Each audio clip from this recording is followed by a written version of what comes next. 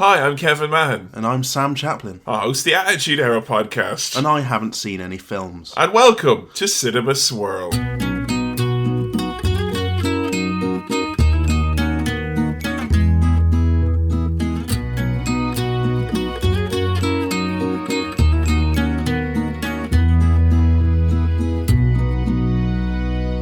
Hello everyone and welcome to Cinema Swirl, episode 11. And it's our traipse through Tinseltown. Hello everyone once again. It's me, Kevin Mann, joined as always in this look back at some of the Hollywood greats. Shut A OTP, Sam Chaplin. Hello. Did Irish there. Oh, I didn't get it. Yeah. Oh, right, yeah, because you saw to it, you want to get rid of the Irish language, didn't you? And you caused the famine. That was me. Yeah. That was Sam Chaplin. How do you see? I made a bit of a famine joke today at work, and it didn't go down well at all. Like, you know, They tend not to. Not No. even from an Irish voice. Oh, They're not, come on, you know. like, you know, lighten up. You caused the famine. Get over it.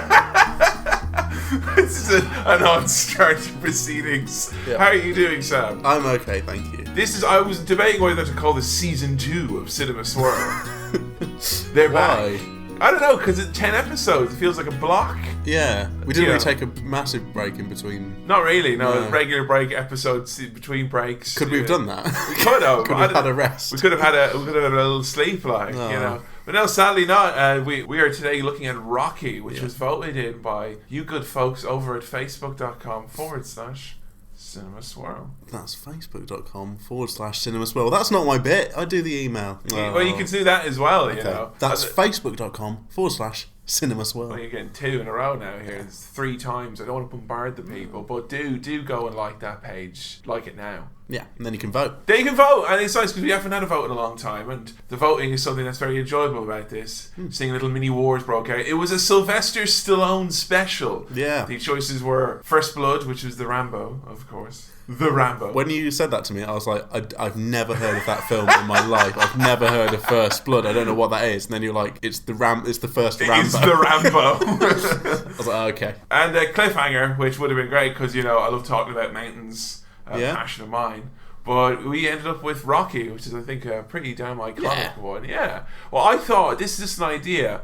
Maybe this could constitute what makes this season 2 of Cinema Swirl. Okay. Was to have themed votes. Unlike before, where we were just putting in, you know, potpourri of Hollywood gold. I'm thinking now, like, we did, you know, Sylvester Stallone, and then maybe we might do, like, Jack Nicholson, or we might do, like, you know, spaghetti westerns, or war movies, something like that. And then season 3, we bring in a new cast member just to zhuzh things up. Exactly. And the talking dog as well.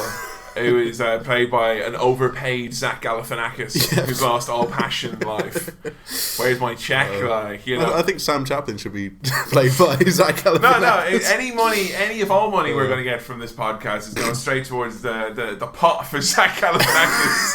The big empty 2-litre Pepsi Max bottle on top of the fridge. Buy says the Zach. ringtone. We'll get Zach on here. It says Zach with dollar signs swung around so it more closely resembles the Z's. But yeah, ringtone is available, of course. Yep. iTunes, go search for the Cinema Swirl ringtone. Buy. Buy it. Yeah, buy it. Actually, you know how we got Pepsi Max to follow us? Yeah. Oh, Or get iTunes to follow us. I also accidentally got the adult shop Love Honey to follow us. Oh, okay. I wanted them to just follow me. Yeah. But then they followed Cinema Swirl as well. They followed Cinema Swirl as well. Yeah. They branched out, like. I was just goofing around trying to... Because I was talking about how they... trying some new things. Yeah. Looking at the products. I was talking about how they have discreet packaging. And, like, sometimes I'd prefer them to have indiscreet packaging because I want the guys at the garage next door to me to know them. Well, no, I mean, I used stuff. to be a mailman briefly, and we saw some like packaging that was so discreet. You know that LH, don't you? That's the, you know, okay. Ocean Enterprises, or they're sending you a big box of what feels like lingerie inside. Yeah. Is that it? So the postman knows. Yeah, postman knows. Okay, postman always knows. That shattered the whole discreet post thing. They know. That's my really dark postman biopic I'm going to release. It's called The Postman Knows. The poster is just my eyes all dead because I've seen so much shit on the job. But those are some brands. Oh, we've got Maplin as well. So we've got Maplin, we've got Pepsi Max, we've got Love Honey. I think if we can arrange some sort of merger between the three, I think we're in business here. Yeah. But more to the point, do buy the ringtone. Yeah. No, but I was thinking new campaign. Just try and get Zach Galifianakis to follow us. Hey, that will work. See what happens. You know, I loved him in that movie about hamsters. Exactly. And I loved him in Hangover 3. Not the first two. No, the first one he was good. Second one, not impressed. Third one, knocked it out of the park. That was a Bobby Dazzler 5-star performance from Zachary there in that instance. Oh yeah, I might as well do it now. This is not going to be how I planned it or wanted it to be. Okay. I don't like to start off a new season of the. I've just called it a new season now. Yeah, season 2, episode 1. You know, it's, Cinema Swirl S02E01. Yeah, we know you're legally .torrent. Don't start off on a bad foot, but this is not the segment I wanted it to be. Feel free to put together a torrent file of this free podcast. Oh, please do. Please do. Yeah, please do. But yeah, here's a less than stellar version of a Pepsi Swirl.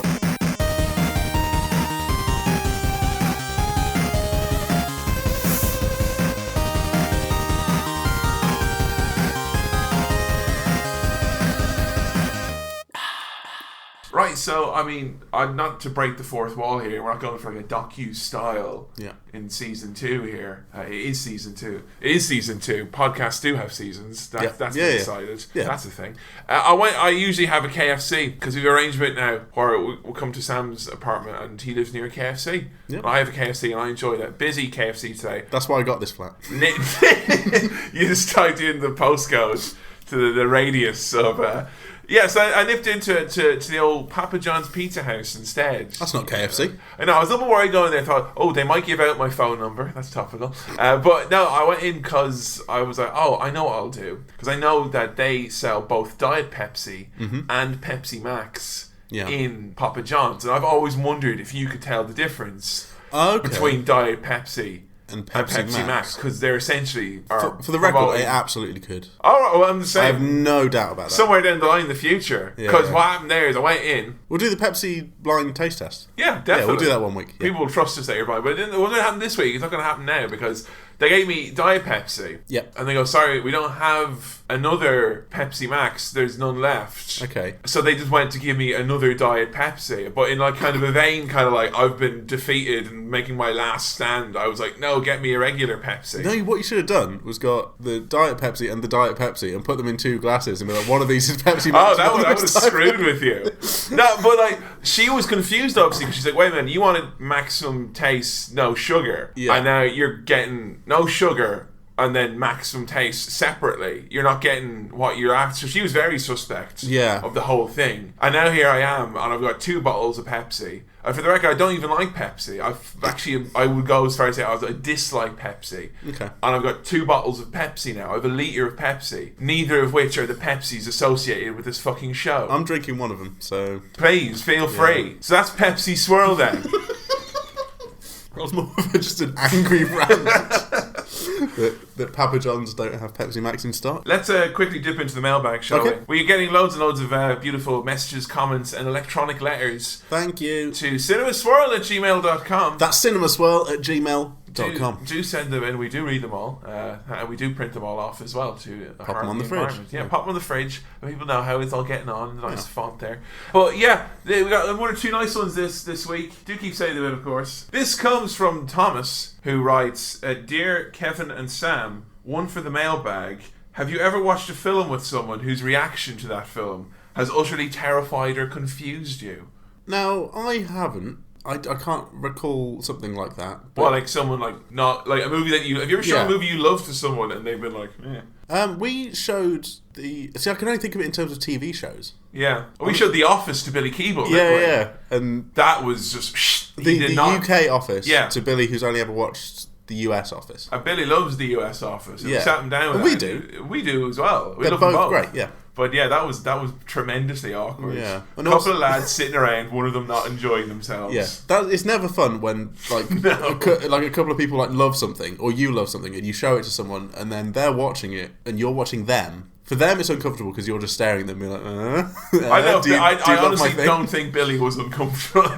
He just didn't like it. He was more than happy to not like it. I've got one for this. It's more, I don't say it was disgusting or terrifying. It was more as like deeply irritating. Okay. We did The Shining on this podcast. We did. Episode back. I bloody love that movie. It was great. It was great. You enjoyed it as well. I did. And we can both agree a chilly movie. Oh, scary. Oh, very scary. Oh, gives me goosebumps. Oh, we're spooked. Oh, give us a go. But yeah, it's very spooky movie. I was in. I'm not trying to deliberately sound interesting, but I was in China. And I was given, there was movies to watch in the space where I was, and a bunch of people were like, oh, let's watch what we watch. And it was all dark, and I was like, oh, we'll put on The Shining. And people were like, yeah, The Shining, great. An hour into the movie, everyone sat in, the kind of tense silence you have during The Shining. And then one person just turned around, when's it gonna get scary? Yeah. You don't do that any horror. When's it gonna get scary? Their definition of scary is that kind of... And once again, Paul's buttons are hit in unison across the country. We got another one here. Graham Cannon writes, what have you discovered about yourself from watching films? I've discovered that I haven't seen many of them. I don't know. That's a tricky question. Like, through our conversations, it's kind of shown that we're perhaps somewhat liberal as people. That's true. It's actually something we've never, you and I we've never have cause to discuss issues of that nature ever. No, but there's a couple of times in this where it's like kind of like, oh yeah, we don't agree with that. So it's that definitely hasn't. It'd be weirder if it was like you didn't agree with it, and I was like, that is awesome. Get him, Biff. So that's definitely, I'd say that. So that's just I was doing the dance to Chelsea Dagger. He was doing the dance on the podcast, pumping it away there on the auditory medium. Hopefully everyone knows what dance I'm doing to Chelsea Dagger. Tweet in if you know, at Cinema Swirl. I've discovered that it's okay to watch Pumping Iron, because when I was younger I was like, oh, I can't watch that because it's a bodybuilding movie. It's not, it's good, it's a documentary, it's Arnold Schwarzenegger. You learn about competitive bodybuilding. Ew. Right, movie du jour, big one for a number of reasons. First of all, this is like on everyone's list of classics, top Hollywood popcorn classics. I think this is one of the ones that Michael Owens watched. I think so, yeah. And, if even Michael Owens has beaten you to the punch of this one, I feel like a bit of a Larry letdown, really. Rocky. What do you know about Rocky? What?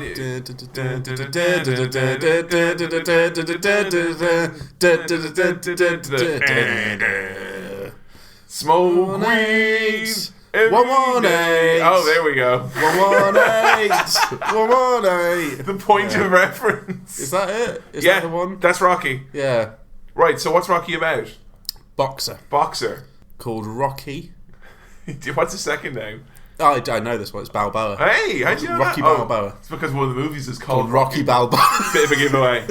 Rocky answer to your question. So he's a boxer. I know that. I know that it's Sylvester Stallone as a boxer. Right. I know that he runs up some stairs.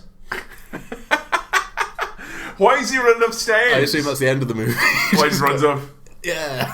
Why is he running up the stairs? Has he left his Get to the top. Quickly. Left his slippers in the den, has he? Yeah, I think so. No, he runs up some stairs. Right. I've seen that done on other stuff a million times. It's like a parody. But what's actually that been parodied in? I'm trying to think. I don't know. Maybe Simpsons, probably or similar. Have you seen the boxing episode of The Simpsons? Yes. That's a big kind of point. Okay. Well, not like deliberately, but it is kind of like the training and all that kind of stuff. Homer Simpson coming out to... Why can't we be friends? It's like, that's how I gauge whether someone has the same sense of humour to me. If they find that hilarious, okay, we're on the same page. Litmus test, though. Yeah. Is he a successful boxer? Is it one of those narratives where like he was? I'm not telling you. And then he's trying to. Well, I'm saying if we're starting Rocky 1 and he was, that's a lot of other Rockies to go. Yeah, I know. Also, I know that there's a lot of other Rockies because my granny apparently loves the Rocky films. Oh, really? They're her fave? Yeah, and my mum and dad keep saying Rocky Ivy. I was like, what's that? And they were like, no, it's the fourth one because it's like IV in Roman numerals. Yeah. And I for a long time they've said that sometimes about Rocky films when they're talking about my granny watching them or something. I've never understood what that is. It's Roman numerals, baby. And I was like, Rocky Ivy. Oh, Rocky yeah. So 4. They've been making a joke for years that I've never understood until like last ridiculous. week when I said, "Oh, we're probably going to do Rocky because that's getting loads of votes." We're going to do Rocky I. Can't wait. So what's Rocky 2? Rocky E. Yeah. And Rocky 3 is Rocky E. So I think Rocky used to be good at fighting. Right. Or maybe in the first one he is good at fighting. Right. This is like a comeback match. Okay. He's got to beat someone up. Now, I know that at some point he does something for someone called... Right, well, I did it for you, Adrian. And I don't know whether it's Adrian or Adrian. It's Adrian. Adrian. Okay. I thought maybe it's a guy called Adrian or a woman called Adrienne. I can't tell because of... No, it's Adrian. So who do you... He's done it for Adrian. Who's Adrian? For you, Adrian. I don't know. Probably his manager. His manager? Or his trainer. His little mate. If somebody wants to have a chat with Adrian... Adrian's in the film, I assume. Adrian is in the film. Adrian's the main character of the film. Okay, so he does something for Adrian. Yeah. Adrian's actually a main character going forward, like, for most of the Rocky movies. I just heard the quote, I did it for you, Adrian, like that. Are you sure I'm mixed up with Yo, Adrian, I did it? Yo, Adrian. Is there not I did it for you, Adrian? I think that's there as well, yeah. Yeah. Adrian, I am your father. No, Adrian, I am your father. Any of the other details about Rocky, any of the characters that you know of, who's he fighting? Is Mr. T in one of the films? Yes. Right, okay. Yeah. Rocky 3, or Rocky E, as we've established. That's got Mr. T in it. That's got Mr. T. Okay. Yeah. It's not Mr. T in the first one. Yeah, Mr. T. One lumper So two, eh? right. You know, hey? Because he's going to thwomp him in the boxing. Oh! Yeah. How did you not get that? That's a fucking Sam Chaplin joke. I'm feeding you that shit, man. It's every, like, I was going to say episode of Rocky, like, just a different fight. Yeah, more or less building up to a big fight, yeah. Except for Rocky 5. Which is not a fight. Wait, no, I'm not spoiling. Sorry, no, we'll get there eventually. I doubt we'll do Rocky 5. Rocky 5. I really doubt we'll Is Rocky 5 Rocky Balboa? No, that's Rocky 6. Jesus. Which is not called Rocky 6, it's called films. Rocky. Yeah, 6 films. Like James Bond or something. See, it's a fucking franchise. Yeah. That's why it's funny, because when I was doing the vote for Stallone... But they're all Sylvester Stallone. All Sylvester Stallone. And Stallone wrote this as well. That's an important thing to He bear wrote in mind. Rocky 1. He wrote Rocky 1. He pitched it, even though he was an unknown at the time. What? He got the starring role and he got financial backing. That wouldn't happen now. No. He'd have to do a Kickstart. Indiegogo with Sly Stallone, like. He was an unknown actor. Yeah, like, this is his more big or break. less unknown. Like, This was like his thing. His But the breakthrough funny thing, film. though, you say, 6 Rockies. When I was doing the Stallone vote, I was like, Rocky, Rambo. I'm like, well, shit, that's 10 movies. That's most of his career. I was trying to think of, and that's why I put in Cliffhanger, because I was like, Because there's just one cliffhanger. I mean, he's those. There's only one cliffhanger. But like, he's known for Rocky and Rambo. Yeah. Rocky got a lot of critical success as well. You Yeah. see. And it's very, very fondly remembered as being like, like a classic amazing film. movie. No, I didn't watch this as a kid. I didn't grow up with Rocky. Okay. I watched Rocky for the first time when I was 22 okay. because they were showing all the Rockies. I'm only 23, so I'm not like showing off. I'm younger.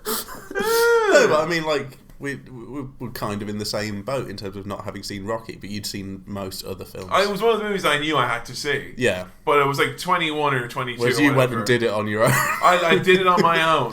But basically, it was Boxing Day, or St. Stephen's Day as it's known in Ireland, and they were playing all the Rockies on Sky Movies. Right. I thought, ha, Boxing Day? And my dad was there as well. He was like, ha ha, Boxing Day. And then we sat down and watched it. We were kind of like, it was nice because we kind of maintained the illusion that it was called Boxing Day in Ireland. Because it's not, it's St. Stephen's Day in Ireland. So we were kind of... We pretended to be British just for that one afternoon. We didn't tell anyone that. Showed some Steven Seagal. We were quiet. Exactly, yeah. You can't watch St. Stephen's Day. It's not a real movie. No. So yeah, Rocky, because it was boxing. I fucking love Rocky, I will say off the bat. Sweet. It's a movie did you ever watch boxing or were into boxing as a kid? Never. No. Not ever watched boxing in any capacity? Not really. Are you familiar with like Mike Tyson and all that? Yeah. And Frank Bruno. Frank Bruno. I was going to say David Baddiel. That's not him. Didn't he do celebrity boxing once? Probably. What's it? Chris Eubank. Chris Eubank.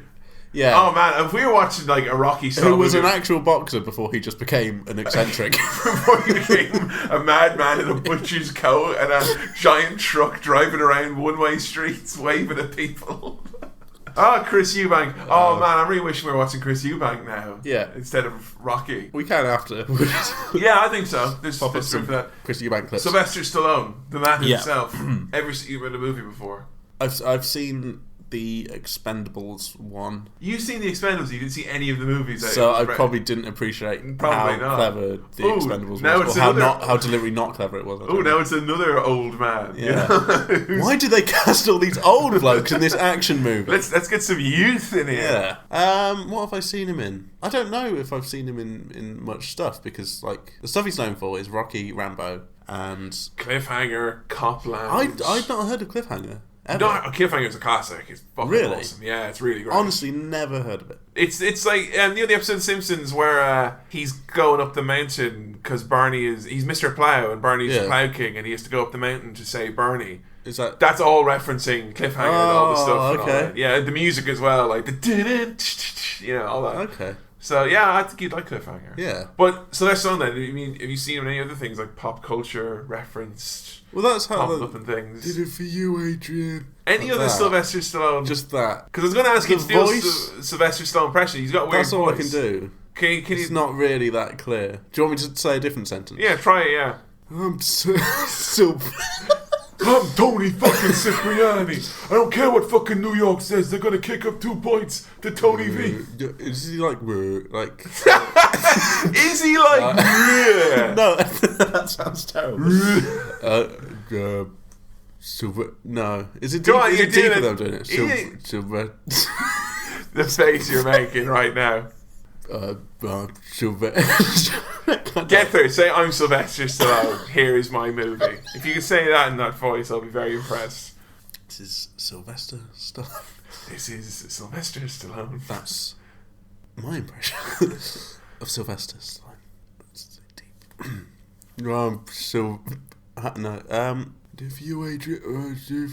I'm Sylvester Stallone. I'm not saying do Rocky. I'm saying Sylvester. No, Stallone. I was taking the pitch. Oh, you say do it for you, Adrian. Do it for you.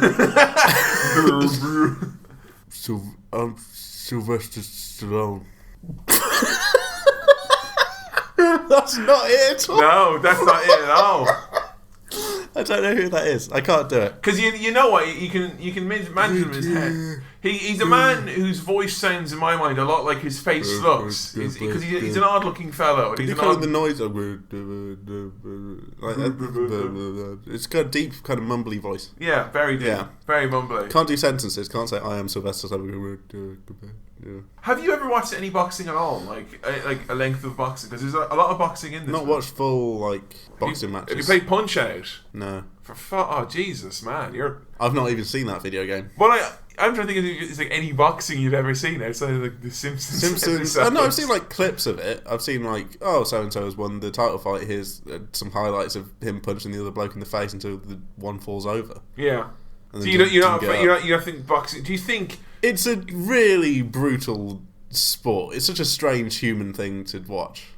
Yeah. Let's watch these blokes hit each other until one of them falls over, but they'll put gloves on. So it's not. I do a podcast where people pretend to hurt each other, so I can't really comment. That's funny.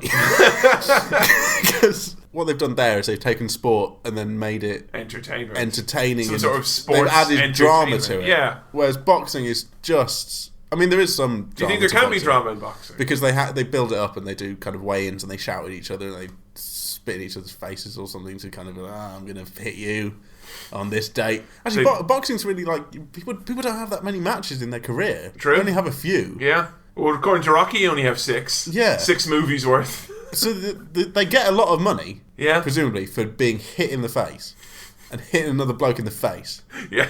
It's stupid. It's just Here, let's go watch Rocky. Maybe Adrian can talk him. His buddy Adrian can talk about it. His little mate Adrian. His mate Adrian can talk him out of this lifetime. There's 2 songs in it. There's the Rocky theme, which is the one you just did.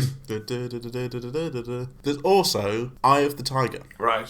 Which was that a song before Rocky, or was that a song for Rocky? Ooh, it's not in this Rocky movie. What? Rocky 3, I believe, is Eye of the Tiger. Okay, because I really associate that with Rocky. Oh, yeah. When I was going to say Rocky, I was like, Eye of the Tiger. Cut all this out if it turns out this is actually in.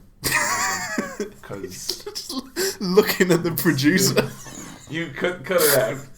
Yeah? Are you excited to watch Rocky? Yes. Jazz? Yeah. Think you're going to like it? Because have you heard much about it, really? I don't know. I can kind of guess the plot. Well, you've been stumbling with the plot. You think he's coming out of... Right.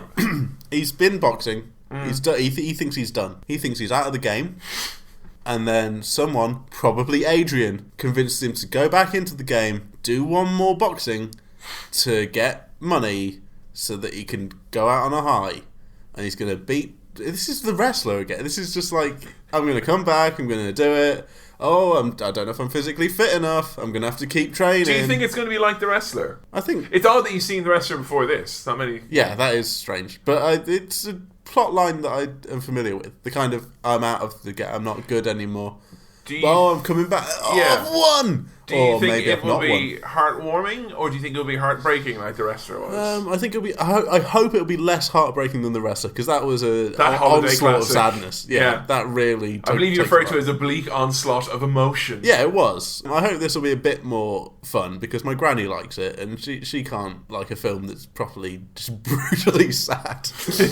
I hope not. So yeah, no, I think it'll be good. Like a really uplifting kind of like underdog story. Yeah. Or overdog story. Overdog story. Yeah. I'm really excited. I'm excited to see when you make a Sylvester Stallone as well. Yeah. And Adrian as well, of course. Yeah. Alright, let's go do Cinema Swirl. Ding ding.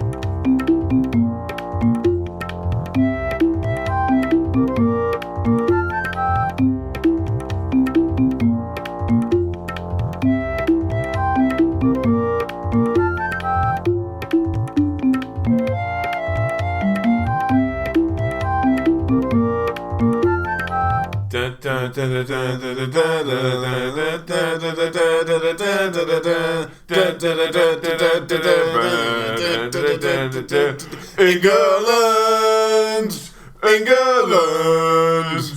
Fucking Rocky, there we go. Yeah. Gut reaction to that, you've got a smile on your face. Yeah? Fucking A. Yeah. That was good, wasn't it? Well, yeah. Rocky. Rocky, which picked up this won an Oscar for Best Picture back in the day. Oh, okay. Yeah, considering Sylvester Stallone, like he's not like Orson Welles or whatever, but no. I mean, he wrote an Oscar-winning film. He wrote an Oscar-winning movie and starred. Wrote in it, starred in it. Who directed it? It's some other guy. not him. Some bloke. I'm just saying, a hunk wrote it and starred in it. That's impressive. Yeah. Some other guy directed. Yeah. He's probably... He'd be greedy to do the trio. Exactly, yeah. I don't think he'd be able to. He's not really a Renaissance man. It was shot in 28 days as well. I thought that was... And for $1 million. Because you asked me halfway through this if this was a big budget movie. Yeah. But it didn't feel like it. It's not. No, it's definitely... $1 million even back then is not a lot of money. For a feature film. So, first and foremost, Sylvester Stallone, impressions of the man. On the basis of this alone... do another impression. No, don't do another impression. Although you may, in the course of recording this bit, there'll probably a few will crop up. Yeah, they'll crop up naturally. No, but, like, it's difficult to tell whether that kind of the kind of monotony kind of thing is him or the character. Oh, that is the character, but it became very much blurred. I think people just thought that he typecast himself, essentially. Okay. Into being that. But I got the sense that at the start you weren't feeling his shtick. And then he grew on you? I warmed to him, yeah, definitely. Interesting. He got more adorable. Did you get in? Did you actually feel like you got into this thing? Yeah, it's really awesome. Built up. Yeah, definitely built up. We start off with that music, the music which you correctly identified at the start of it. It's fucking awesome, isn't it? The Rocky music. The Rocky music. I think we got that on a record back home somewhere. Oh. You know, fucking, I love it. It's brilliant. Mum, pop on the Rocky music. Pop on Rocky. I want to do my boxing. I want to be motivated to do something. In an odd opening, we open on the image of our Lord Jesus Christ. We get the big scrolly text. We get just Rocky, and then Jesus. Jesus, look at the size of that Jesus. Fuck's sake. If Jesus was a Jesus, he'd be Jesus. Jesus. Tonight on Top Jesus. Yeah, it's an odd one. And you see Rocky, who is boxing some meat can named Spider, and the crowd are booing loads. I'm assuming that Rocky's a heel in the inside. They're proper jeering jerks. The crowd, they look like bums, as that'll come up later. Just everyone Great saying term. bum all the time. Fucking love that term. There's a woman going, hit him, hit him. old shriveled up pieces of meat. Like. And Sylvester Stallone, this is like the youngest I've ever seen him. Yeah, his nose don't look like that no more. Let me tell you, he is quite a handsome man. Yeah, he's quite a soft-faced individual. Like. Yeah, he's handsome. He's good-looking fella. Compared to how he is now, he's obviously a lot more. Compared to how I think of him. Yeah, that's not the mental image that you conjure. No. With Rocky, which is interesting. Well, he's looking fresh. But the crowd aren't booing because he's a bad guy. No, they're booing because he's shite. In a tremendously sloppy and frankly ludicrous display. There's two lads. It's awful. Boxing, I think you mentioned, you thought that when you break it down, it's like two lads bopping each other. It's kind of silly. But it is very there silly. is definitely an art form and a skill to amazing, skillful, professional boxing, which is possibly not found here when you have like two lads just throwing their arms around, falling over, poking each other in the eyes. But the punches that are made here, they don't connect, but they are supposed to connect. So it's like, I think that's shows that the film's quite old. In that modern films would do like a quick cut or something, so that you wouldn't. They treat you like a Steadicam thing, and but I enjoyed it. It was like watching a play. When, like it's not real, but it still like sells it to you like it's actually. Yeah, exactly. It's quite nice to see that sort of. It was someone faking taking a punch. It was interesting to see that kind of like, I don't know, because they just do CGI these days, wouldn't they? They wouldn't have a real boxing at all. They just do a computer graphic boxing. They digitally superimpose a fist onto someone's. They just do face. a let's play of Punch Out and say that it's Rocky, and it's not. That's what they do these days, the bastards. Rocky gets gouged in the eye, which unleashes his inner rage, and he wins the sloppy contest, defeating Spider, to which he's informed by a member of the crowd shortly after his victory, "You're a bum! You're a bum! You're a bum! That's what you are!" When he goes backstage, and his robe, I thought his robe should just say bum, but it says the Italian Stallion. He goes backstage after this shit match and been called a bum. Yeah. And we cut from like the braying crowd to just silence of kind of backstage, and he just puts on this little dressing gown. Which he clearly made himself. And it just says the Italian Stallion on it. And the contrast between where he is and what he's doing and the Italian Stallion. Like, it's... The Italian Stallion does not conjure up images of old people going, "You're a bum!" Yeah, this really kind of made me, this felt like watching The Wrestler where he goes backstage and he's the Randy the Ram. Yeah. He's not the Ram. He's not. This is not the Italian Stallion. This is just a bloke. But it's interesting because it's not like, it wasn't what you thought it was straight away. It wasn't kind of no, it wasn't a comeback. It was more of a never was. You never got there. Yeah. Which is very interesting. Actually, also mirroring The Wrestler greatly. I think a good sense that you thought it was going to be very similar. Yeah. When they're giving out the pay and Spider makes like $7 and after the beating he's taken, they take all the stuff off taxes and fees and all that. Rocky gets $40.55 for his troubles. Yeah, that's not enough. Randy the Ram got $200 for his night of agony, and you were like, that is not enough. So this is really not enough. $40.55 even in the 70s. Yeah, it's not enough. Rocky's like, when do I fight again? I need to eat more. So Rocky walks home after his fight wearing a fedora for most of this movie, possibly being a men's rights activist closetly. Yeah. Oh, not all men, it's... Yo, milady. Yo, Adrian, let me explain this to you one time. He likes animals, doesn't he? Yeah, you see it's a running thing. He's got... You see a bit with him with some dogs or something. Play a little thing of that, Yeah, it's cute. He hangs out with the boys on the corner. You're wondering if they were... I thought they might be homeless people or like a gang. I don't know. There's a difference. If you're a boy on the corner like that, you hang out, you sing, you drink. Boys singing on the corner? Boys singing on the corner. What? Well, they're really tuneful. They're very, very tuneful. They're good. Soulful, I was going to say. They should probably go to a theatre or something rather than a fucking corner with a burning tub of rubbish. It's shot in Philadelphia, and it's kind of, a lot of the scenery in this kind of becomes iconic. And Philadelphia is an awesome city, but Rocky doesn't live on the nice side of town. No, it's grim, but Skid Row, shot nicely. Yeah. It's actually... It's very well shot, this, for considering the low budget, particularly. It does look nice quite often.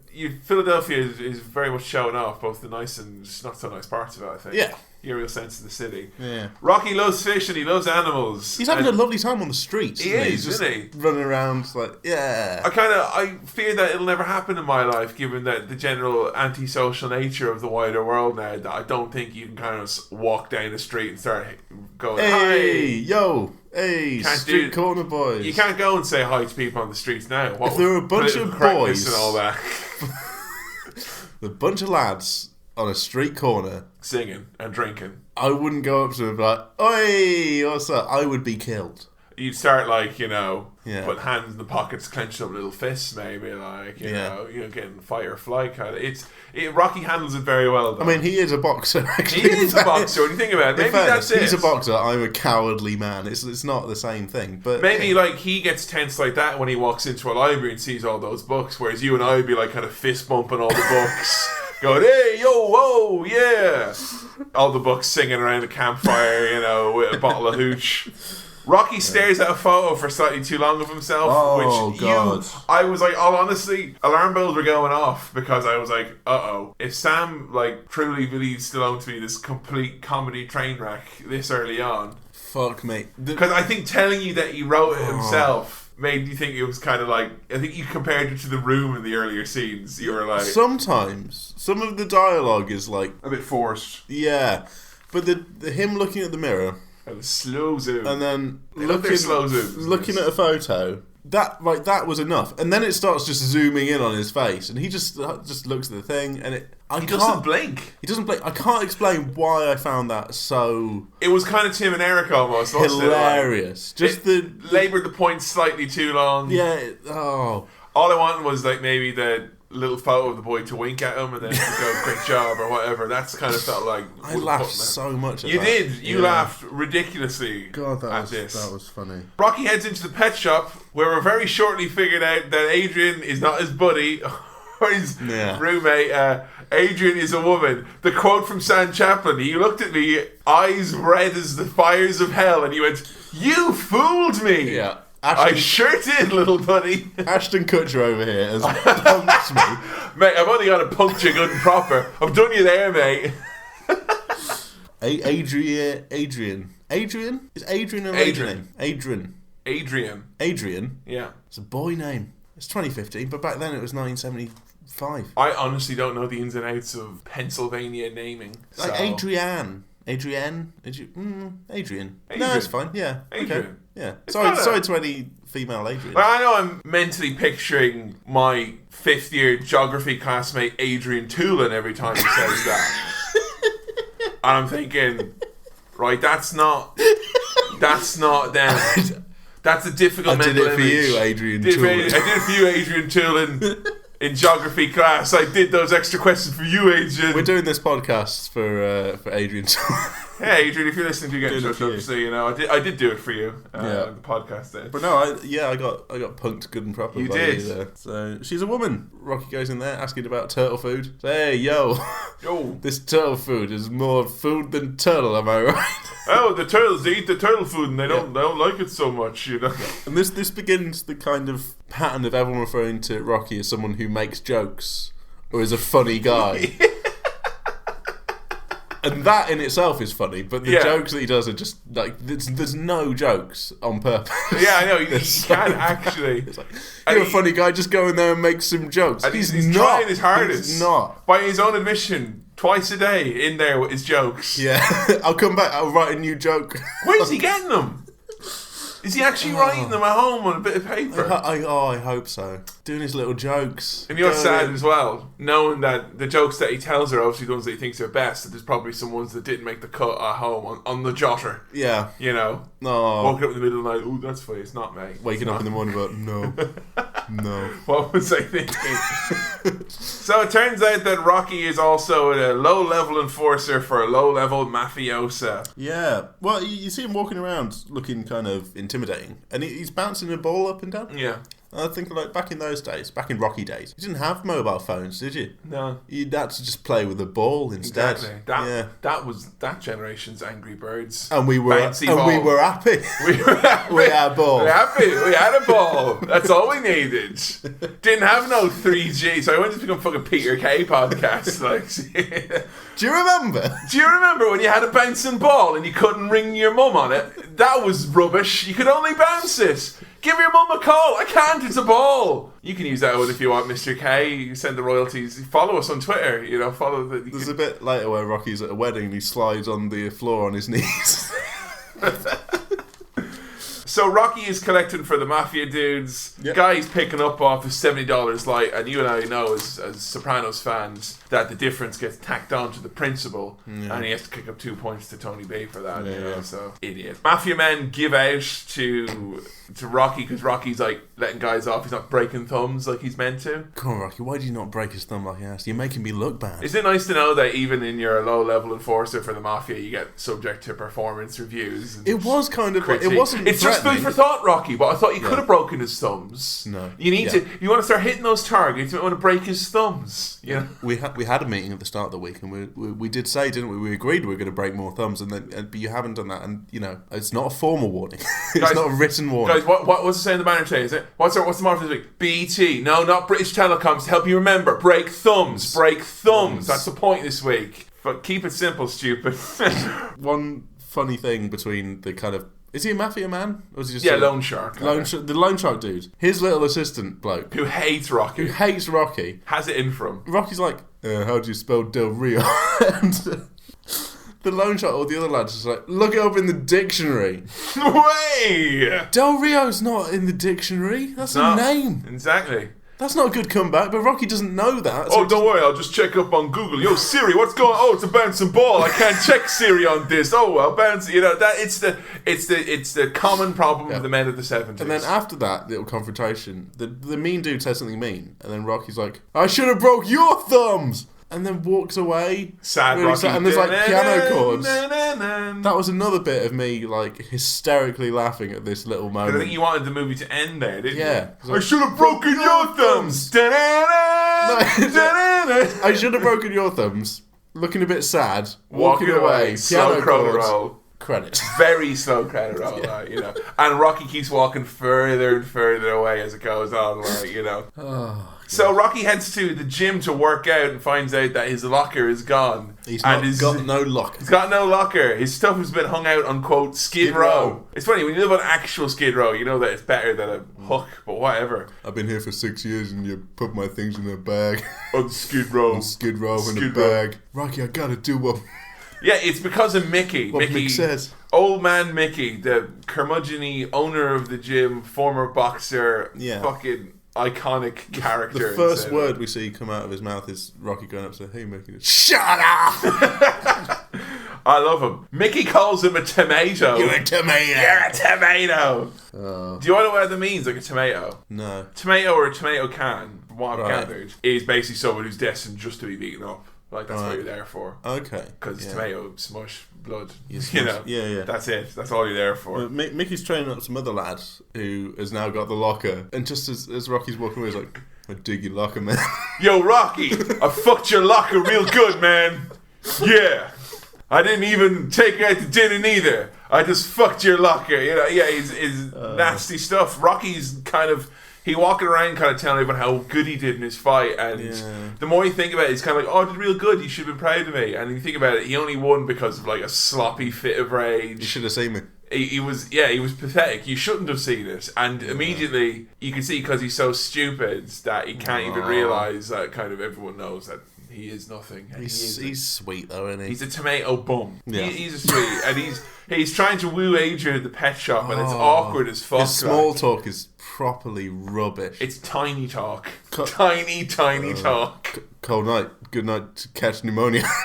Good night to catch pneumonia. Am I right? Am I right? Is this thing on?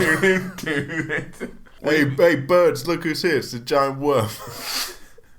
And then he starts howling at the dog, just crying a big mess. Yeah. We meet Adrian's brother, Paulie, who's also Rocky's friend, who in the first scene we meet him, happens to tell Rocky that both he and his sister Adrian will die alone. He's a fucking horrible man. Yeah. Oh no, Paulie is a ridiculous, drunk, weird, lecherous... He does like one or two kind of okay things. But other than that, he's such a dick. He's a vile, repugnant character. And I think like people look back at him and go, "Oh, Paulie, he's a bit of a character. He's just a fucking dick. He's a lot of a character. It's a mean, weird, drunk character. He's so horrible." strange. Yeah. Apollo Creed is shown on TV. Fucking Carl Weathers plays this guy. We'll hopefully come across more of this man soon. He's a goddamn stud. Has he been on Arrested Development? Is it that Carl Weathers? Yes. Okay, cool. Baby, we got a stew going. Yeah.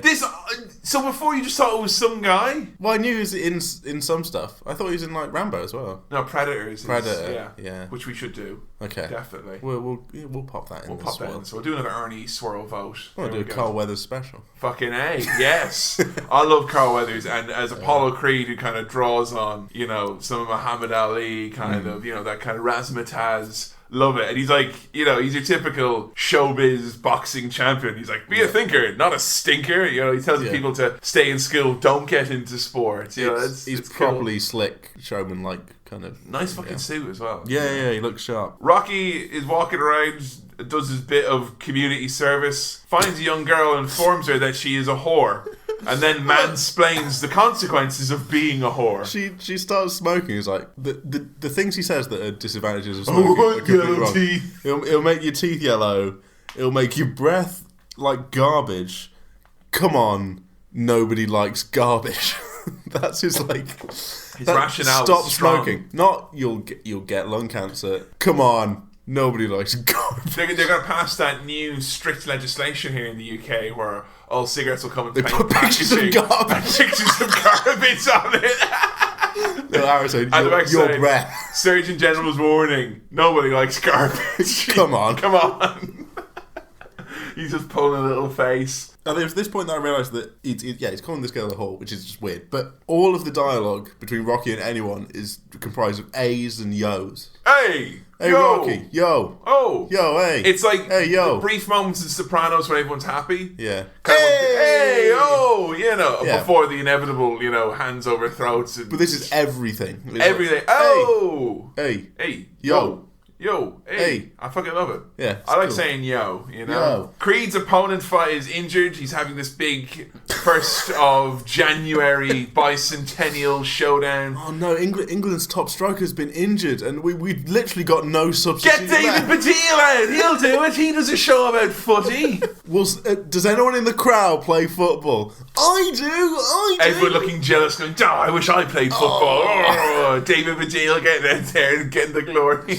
So his opponent is injured. They look through all the contenders. They're like, no one wants to fight at such short notice. Got this big book of losers, contenders. And Creed opposes his very American idea, being that it's the land of opportunity, and he's going to give a no-name a shot at his World Heavyweight Championship. I like it. It's very American. Very American. Excuse me, gentlemen. I'm going to go masturbate now. I can't remember what that man's name is. Like Mr. I just called him the promoter or Mr. McMahon. He's got a name. I think I wrote it down later, but it's like Mr. Jink. Some weird. He looks like starts with a J. He looked like I thought. When I first saw this movie, if that lad ties Adrian to railroad tracks later, he's a Batman villain. He is such a fucking penguin, like mustache twirling. Well, Mr. Balboa, you'll have to fight for only $2. I'm afraid. I think I recognise him from somewhere. I think he's one of the shitty dads in Charlie and the Chocolate Factory. The original one, yeah. Yeah. That Sam Chatham's point of reference. Oh, Mr. Wonka, you couldn't possibly. If that is it, tweet in. It probably isn't. It's just at Cinema Swirl. I hope it is. If that is, that's a good. It's like when I recognised Hank from Breaking Bad in Terminator 2. Yeah, and that was really. That looks like Hank, and it was Hank. You've seriously set yourself to the bar high there. Yeah, you were indicating a high bar, but I was indicating high bar, but you went for high five. And I thought, we've got a good thing going on the podcast. I'm so glad you went with that. I'm not going to go, I'm not high-fiving you and ruin the second half of this, because it's going well, God bless you for not letting that be embarrassing.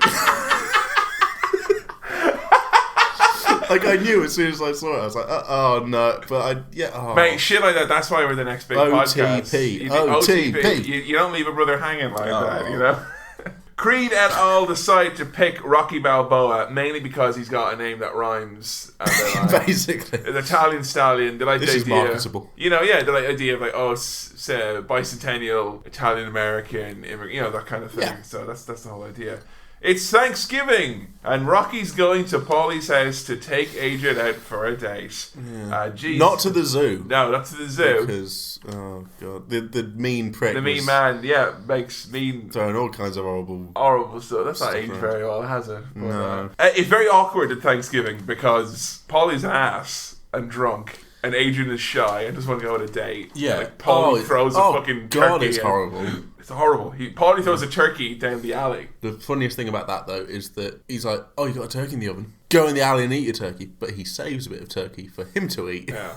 Because he is, not only is a mean bastard, he is also fat. So, like, I don't like being like, oh, he's fat, but he is a complete prick, and he's also fat, and he's really like, oh. I mean, like, ripping off a side of a turkey for you to eat and throw it. That is the most villainous thing. It's actions of a villainous He's a fat greedy bollocks. Villain. He is, yeah, that's exactly what he is. So after much poking and asking and pleading, including Rocky trying to be funny to her through a door. Yeah, I never talked to a door before. Paulie, I don't know what I'm doing. Help me. Paulie, help me out here. Paulie's like, come on, man. You know, you're good at doing jokes. Like, tell her some jokes, take her out, tell her some jokes. You like jokes, do some jokes. Take her back to yours, tell her some jokes.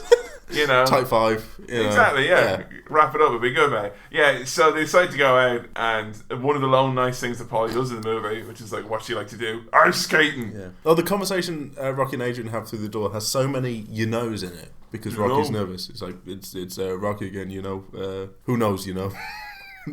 Who knows, you know? He's all nervous. He is. He's really nervous. Yeah. And I think that's kind of like a thing about him is that he's odd that you see a character like that who, like the big fighter, however, who's actually innocent and he's obviously not very socially. No. But he's aware that he's not. He's popular and he can talk to people and stuff, but he's a bit. He is shy in his own way. Like, I don't mind shyness, you know. You know. Who knows, you know. Who knows, you know. Dumb and shy. That's the combo that they're going for here. They go on their date and they go to go ice skating and they're like, oh, let's go ice skating. And she's like, oh, I don't know, Rocky, it might be closed. Like, no, I don't know. What are you talking about? It's open. And walks in, literally the first thing. We're closed! What are you fucking super stick giving? Of course we're closed. That feels like a proper, like, not visual joke, like a scripted joke. Yeah. Like, I think it's closed. No, we're probably just early or something. We're closed! Hey, asshole! We're fucking closed! We're closed! What was really nice about this was that originally the idea for this was that it was actually... It was open. Yeah, it was meant to be that. They tied in with the whole Thanksgiving thing because the tightness of the budget, they couldn't afford to have all those extras skating around, so they wrote That's some sweet improv. Really good, really smart, and it actually is a really sweet scene where Rocky doesn't want to ice skate, so he's like running along. Yeah, the little bartering between him and the lad. He's like, come on, it's Thanksgiving. But he's like, $8. Please, this girl just wants to go on some ice. Look how sad she is. Look how shy she is. And he's like, 10 minutes, $10. $9. they settle on 9. I mean, they're skating around. They're having some cute stuff. Yeah. Rocky, of course, stating that he just kind of talks about himself, basically. He does. He's the only thing he doesn't shut up. He really he keeps repeats himself over and over, and his weird finger as well. The lad keeps saying like, however many minutes. 7 minutes. Is it 9 minutes? 9 minutes. 7 minutes. 9 minutes is the funniest one because that's just too soon to be announcing how many minutes are left. Like, I think he's wanting to know into this thing. The time's running, mate. Like, yeah. Could have just said that, like. But Rocky's having this proper conversation with her, and the man shouts 7 minutes, and just the brief look on his face was like so pissed off. Mate, you're ruining this. I gave you $10. I thought you had my back here, you know. Yeah. So they want back, and he invites her in, and she's like, no, doesn't want to go in, and he's like, but he's told her they're a sharp couple of coconuts. Oh. And it's funny because they're like, it's rare that you see that where you see like two very shy, very awkward people. Yeah, and they actually do quite a decent represent. I think it's they quite do alright. Yeah. Stallone's like, he's not the best actor in the world, but no. What he can do. But look at his face. That's a face you can trust. Exactly, yeah. So he invites her in. You died laughing at one point during this. I don't know what it is exactly. He was like sitting on his couch or something like that. He's invited her in after ice cream. I laughed at Cuff and Link as the names of his turtles. That was quite cute. Oh yeah, they're very cute. It's kind of just the way he's acting. Like he's seen what... He's watched it on telly. Yeah. Because he's probably or like... Paulie's written down what he's meant to do. You don't want to come and sit down with me? You want to sit down on my dirty couch? Yo, sit down. Yo. And then, like, she's standing up and he comes and just, like, hangs off the little pull-up bar thing. And... you don't like me or you don't like the turtles? Yeah, what? what's right? You don't like my face, you like the turtles, what's wrong? Like, what can I change that? And he kisses her. Yeah, well, no, she, like, says... No. I want to go. I don't feel like I belong here or something. I don't feel comfortable. And I was like, oh, no. It's going to be one of these ones. It's going to be one of these ones. And it sort of feels like one of those because he's like, no, come on, stay. And then she tries to leave and he, like, physically blocks the door. And I'm like, oh, no, this is going to be one of those things where it's... But that said, I think you can tell from how the rest of that scene plays out that she is just shy and not really... Yeah, no, you're right. It's not exactly. him being, like, forcing her into anything. I think knowing both the characters as well, it's not as if he's like, he doesn't seem malicious, she does seem genuinely shy. I get that, yeah. I felt a bit uncomfortable, but then I was like, actually, this is fine. Yeah, because they do have a proper nice kiss, don't they? They do. A good sit-down kiss. You see a lot of it. It's a really close shot of the two of them kissing. They love to kiss. Gross, mate, yeah. Gross. Cooties. Meanwhile, at the gym, Mickey does a shout at Rocky. Yeah. Basically tell him that he's crap and he doesn't like him because he's a loan shark's, goon essentially, and he's wasting his life because he had potential. But he's informed that he wants to be spoken with by the promoter of the Apollo Creed match, Mr. Jurgen. Mr. Jurgen. Yeah. Well, some people say Jurgen. Jurgen. Because they can't pronounce it. Yo, Mr. Jurgen. Mr. Gherkin, I come to... Yo, Mr. Pickles, I'm here with your boxes. So yeah, he I wouldn't take no cheap shots. I'd be a good sparring partner. I swear, Mr. Gherkin. I won't put you in no pickle, Mr. Gherkin, I swear. He meets the promoter. He's assuming that he wants to be in as a sparring partner. Yeah. And when he's there going, I won't take no cheap. I'll be a good boy, I promise. I just want a big check. I'm very available. And the second that he is offered the spot, straight away he goes, can't do it, I'm not good enough. Because he immediately doesn't think, oh shit, I'm going to get a lot of money. His immediate thought is, I'm crap. It's quite selfless. It's like it won't be a good show because I'm not. And never once do you hear him kind of go, oh, I want. He said, you see his aspiration in the sense that he wants to get out of his rut, or he wants to have a better life. He doesn't really care about the money. But he doesn't care about the money. He just wants to be known as someone who's not a bum. Yeah, he's like, fine, there's some money, but he's not like, well, how much money is there? You never hear him ask about money. Yeah, because he has Paulie like take bunches of stuff like for nothing really. So you see him on TV, and they're back at Paulie's house. It's great. What I love about this is that it's Rocky and Adrian sitting together, cuddling by the TV. I'm like, oh, that is lovely. That's just a lovely sight. And you're like, it cuts to them and they're on TV, and like, oh, they watched it together. And it cuts to that fucking troll, that carton wampa, Paulie in the corner. I'm surprised you don't see him like openly belching at any point, because that's really what he should be doing. Did you recognise Paulie from anything? No, and you said I should. Is he in Sopranos? Yeah. But presumably old, really old. Well, yeah. Who is he? Very recognisable still, the voice. Yeah. Bobby Bacala's dad. Oh, the guy's got emphysema. Who does the hit for... yeah, that's him. Oh. Exactly, yeah. So there you go. Good actor. Rocky has a cute jumper that I assume was supposed to look dorky, or probably was cool then. Very cool now. But now it's cool now. Yeah. There's a lot of that. A lot of that. Adrian as well, we were knowing. Earlier on, Adrian, she's meant to look very kind of, she's never going to marry. Yeah, she's all bookish and nerdy. And she's like, she wears a hat. She wears a hat and she's not got children. Yeah. She's, but now she looks really kind of like. Well, I was like the early stuff out with the pointed glasses and the cool hat and like the gloves and matching, but very like Wes Anderson-y almost. Yeah. I thought that kind of we noticed that with like Jaws as well. Like there was what the mayor's anchor suit. No, they were timelessly shit. Well, like Amityville, the kind of weird 70s stuff kind of looks pretty cool kind of, now. More or less, yeah. Yeah, which is kind of strange. Very interesting, yeah. So the cutest moment happens is like Rocky's brought out, like, it's meant to be the fight conference. Oh. And it's not much of a fight conference where like the opponent is brought out like underneath the arm. He's such a little lad, just been like being polite. He's so polite. Here's my opponent right here. Say hello. Picking up his arm, waving for him, like, look over there. And then he builds up the courage to be like, can I just say hello to my girlfriend? Yo, Adrian, it's me, Rocky. Your boyfriend. I'm on TV. Just say it's me. It's really sweet. And they freak out as well. They're like, it's you. It's so nice. And seeing Adrian slowly warm and open up, but like still maintain her. I don't know. She's relaxing into. She's kind of relaxed. She doesn't kind of be like just become this like kind of. I've got She gets a bit more confident. She just kind of gets a bit more confidence, which is really really nice. And there's some in this. I can't remember what the first one was, but there's some really funny lean-ins in this. No, it's when he's sorry. There's a bit where Paulie kind of shouts and says something, and then leans back in and says something else. But when Adrian and Rocky's trying to get Adrian to come into the house earlier. Yeah. And she's like, no. And he's like, come on, I'm a face you can trust, and then goes inside. And then comes back out and just like, hey, yo. And then goes back in again. There's a couple of like lean in and then lean back outs, which are really funny. But I don't think they're supposed to be funny. Yeah. Philly, they love to lean. Hey, yo. Oh, yo. Hey. Leaning all over the place here.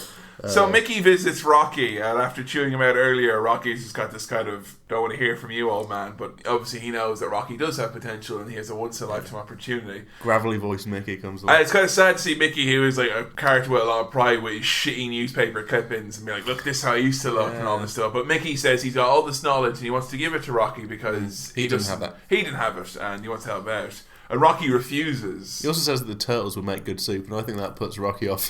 Puts a right off, exactly. And Mickey says that Rocky needs him to be his manager. And Rocky refuses. You got the heart, kid. I've got a heart, but I ain't got no luck, Mickey. Boom! It's like, it's those famous fighters you see in the United States, like, you know what they say about, he's not got a lot of hearts, but he's got a locker. And he's got the combination to that, folks. Mickey being refused by Rocky. What I love about it is that he says, no, I'm not interested.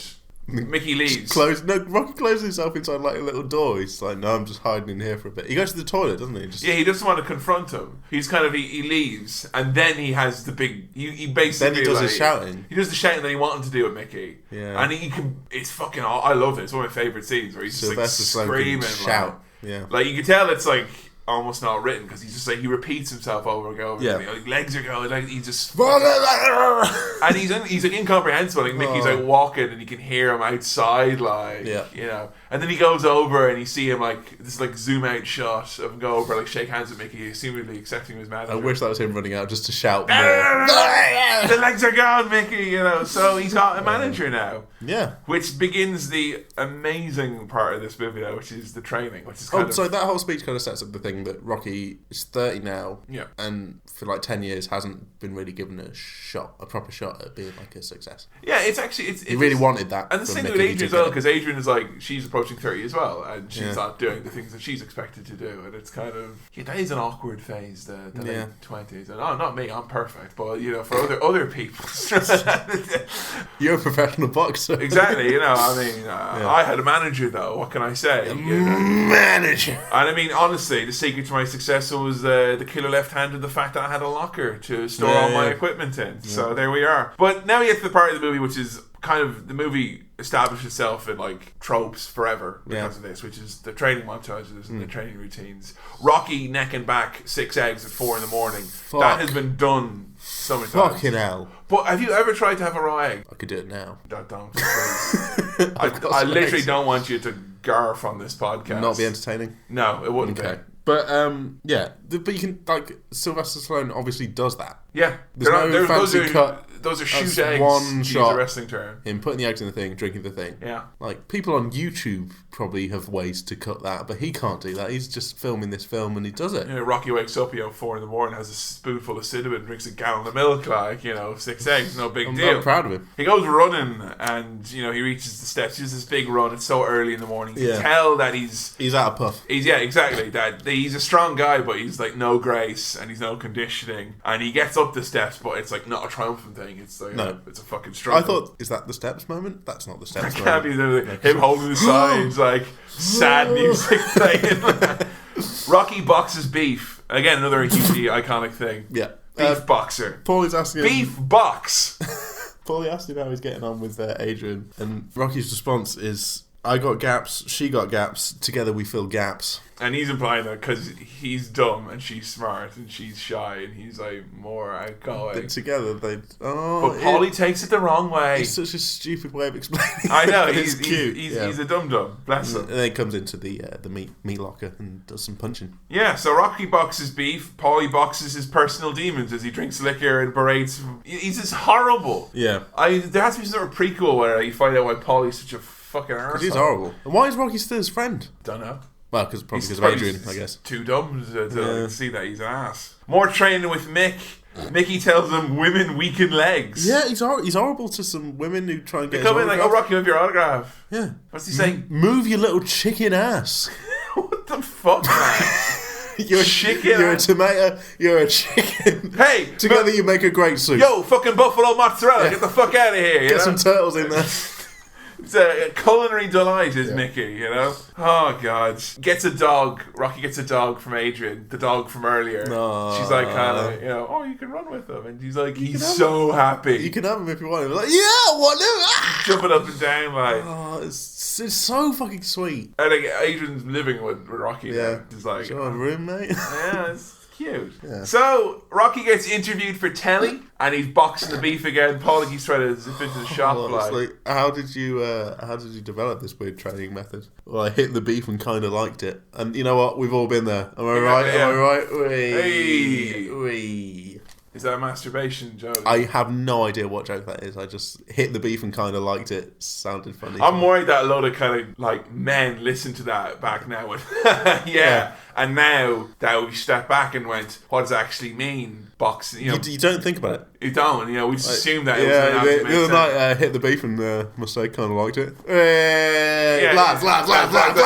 Exactly. Now we've cast doubt into the lads. You never don't think too hard about the things you say as a top lad. That's what banter's all about. Mate. It was just banter. Rocky interview for Teddy though, like he's beating this beef and he looks he looks formidable. He's got his hands are covered in all this blood, and Apollo Creed's people are watching on TV and they're like, "Oh, you better check this guy out." This guy's beating the beef on time. This lad's a beef beater, you know. You know he's gonna beat your beef if you're not careful. You know. You okay? It's Christmas time. But Apollo Creed is too concerned with his marketing and his promotion, isn't he? Exactly. He's not doing the work. Tortoise and the hare. If the hare was into marketing as opposed to solid fundamentals. And the tortoise also kept turtles. Little Rockies in this bizarro world between instructors. It is Christmas. Paulie comes home drunk and throws a wobbly. He wants Rocky's money. Rocky's not greedy. He's not thought like, oh, maybe Paulie wants some. But he clearly obviously does. Yeah. So instead of asking, Paulie just throws this thing saying that he's entitled to it. He says, I did everything for you. I give you meat every morning. I gave you my sister. Oh yeah, that was him sort of grabbing his sister. But I gave you that. Look, I gave you that thing. Ugh. Yeah. Ugh. Seriously. Gross. It's really, really awful. But Adrian stands up to Paulie. Yeah, she probably shouts and it's lovely. And then he gets really like little and rubbish because he's all like, he's smashing his baseball bat, and then she's like, I'm not a loser. And he's like, you're supposed to be nice to me. Like, he's a little shit. Like, just a little noise. He goes, pathetic. And then we get the Rocky music bit. Yes. Yeah. Fucking awesome. It's full on montage. Mickey says he's got to eat lightning and crap thunder. And I love it. I love this road montage, the running, the music, the fact that you find out that this song has got a lot more to it than you thought. Well, the Rocky music sounds different than all the other music in the thing, which is important because it's like a big sequence where it's like, this is separate. Triumphant. This is a bit. Yeah. And the Rocky music, it goes on longer than I ever knew it did. Didn't know it had lyrics. Didn't know it had a solo. Doing boxing. Mix your trainer. Rocky is all jazzed up. He makes it to the top of the steps. I got properly into this. And you were so into it. Literally, when he was to the top of the steps, you screamed, yeah, Rocky! Because he does the bit where I was like, he raises his arm. He's at the top, he's walking around. Yeah! It's and you get a lovely shot of like the dawn breaking in Philadelphia. It's fucking beautiful. I've seen that as a still used as a poster, I'm sure. There's some it was used as like Rocky. Like kind of one of the film posters for it. So. Yeah. Rocky walks around the stadium, looking pensive about where he's gonna. It's empty. It's empty, walking around. And then that lad comes in and says, "We're closed! 7 minutes, Rock!"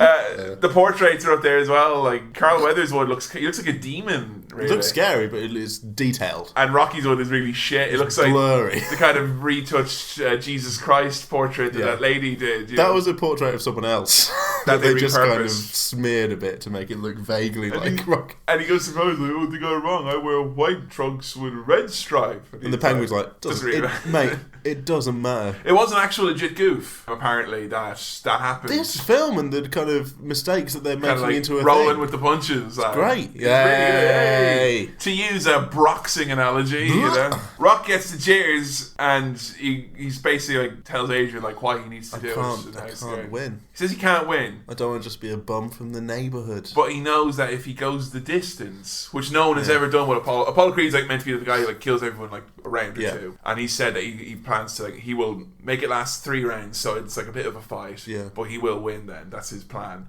And Rocky's like just wants to survive. He's scared by it, but he you know. Don't be fooled by the rocks that he got. He's still a bum from the neighbourhood. He used to have a little, now he still has a little. Don't matter. This is because it almost kind of like this part of the movie. I remember the first time I saw it, I watched this. I'm kind of like, oh, he's obviously not going to win. Surely. Did you think that Rocky was going to win? Yeah. You thought that he was going to win? I thought he was going to win, or what happened was going to happen. Right. Okay. Yeah. It wasn't going to be like he gets knocked out. Yeah. I knew it was going to be good. Yeah. A positive result for him. Definitely. You can't have that build. You can't have that build and then just shoot everything down. Yeah. I know what you mean. So against the fight night, Apollo Creed gets greased. Very greased. Yeah. That kind of was weird. Okay. Now Rocky comes out and he's like, basically, why can't we be friends? With the meat sign on the back. Oh my god! It's this little ragtag bunch of losers. I love it. It's like the announcer's kind of like, oh, they're making some noise. Oh, I think the challenger is coming out. Because he's like halfway to the ring and people are like, huh? Oh, there he is. Yeah. With their pink things that look like they've been put in the wash with something red by accident. Oh, they've gone with it. They're like, it's right, brilliant. Okay. Love it. That'll be what we do. Creed's fucking entrance on the other hand comes out riding a pale horse, like, dressed to the nines, throwing out money. The hubris of that man. Seriously. I am great. If he was a wrestler, he would be the bad guy. Oh, that is such a power move, just to be like, yeah, I'm dressed up as a stupid American character. Yeah, my entrance will be more entertaining than the eventual fight we have. So we get to the fight itself. Yeah. I love the presentation of this. They did it like it was like legit boxing almost. You know, you get the presentations, you get weird mic coming down, shots from the crowd. I love how this whole sequence is shot. The mic sounds shit as well. Exactly. It's all kind of like, you get that kind of stadium feel almost. Yeah, like, that feels different from the movie. It's kind of like you're in this box. Yeah, you're actually in the kind of... I don't know if that's intentional or not, but it definitely feels like a separate thing. It works. It could have not been and still works. Like, yeah. I'm sure there's things in this movie that were not supposed to be like that, but they worked really well. Definitely. But yeah, I love it. The fight goes long, and like Rocky basically surprises him early on. He knocks him out. He knocks him down early, which is like the first time Creed's ever been knocked down, and it kind of goes on as like Creed stops from the showmanship and starts to get legitimately concerned, and Rocky actually starts to become a real threat. I didn't make many notes here. I watched it. I enjoyed it. I loved great. It. It's really great. And there's not much kind of music playing or anything. It's just kind of, you get a good chunk of them just fighting. And again, like the fact that they're able to, that's like, for actors to be able to do that, they didn't have no stunt doubles. They did that themselves. It looked really good. It did. I thought it was really, really good. Stallone looks fucking battered though.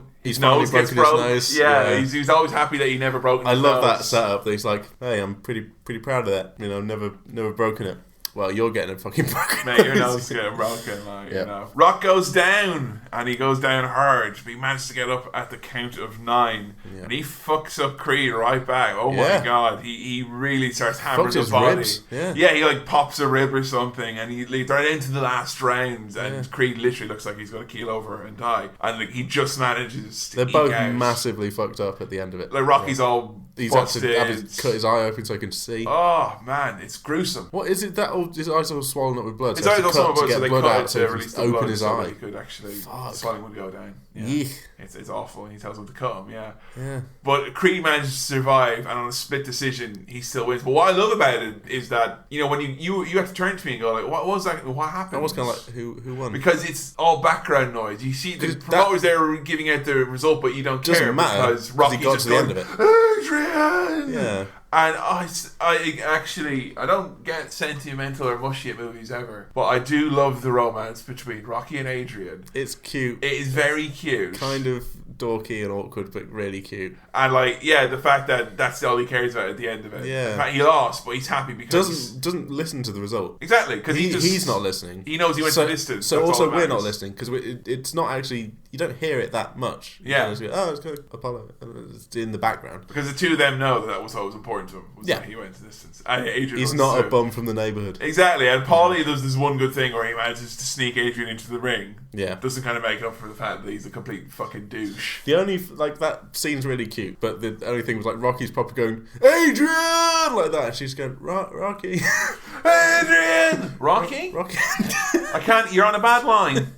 You're on a bad line. Yeah. And then she gets in the ring. I love you. I love you, Rocky. Yeah. And then freeze frame, credits. I'm going to say that's probably the most romantic moment on the podcast so far. Definitely, yeah. Legitimately, it's that's a romance where I'm like, that's cute and good. Here, fucking George Lucas. Watch Rocky, you fucking asshole. Imagine that if Rocky was with Adrian. I'm a bum. Maybe you need a bum. Don't you like bums? Like bums. You like bums. Maybe you want a bum. I'm a fucking bum. You know? I'm a tomato. You like tomato? You like tomatoes? Yeah.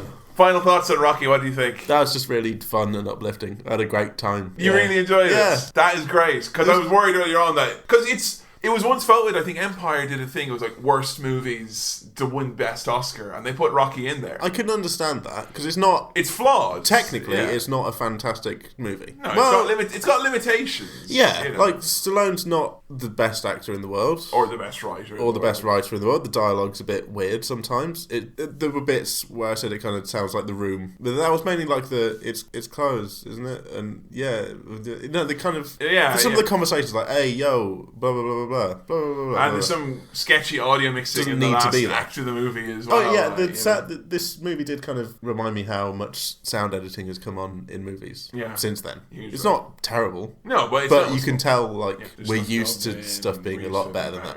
But yeah, I think to say that it's I fucking adore it though. That's great. And I don't want to. It's not it's not like a guilty pleasure kind of thing. It's a good movie. It's not we'll throw on Rambo and because that would be more that kind of movie. Yeah. Kind of more of an action fest or whatever. But it's weird that this made him an action star. Well, this is his breakout thing, and then he got into that stuff. Yeah, right? More or less. I mean, he's a hunk. He is. He's a big man, and he was young, and I think it's such an awesome success story with Sylvester Stallone. I'm amazed that he wrote that and pitched it. Yeah, it's really cool. I didn't know that about it at all. And the fact that makes the story so much nicer, and I'm so much happier that he's famous.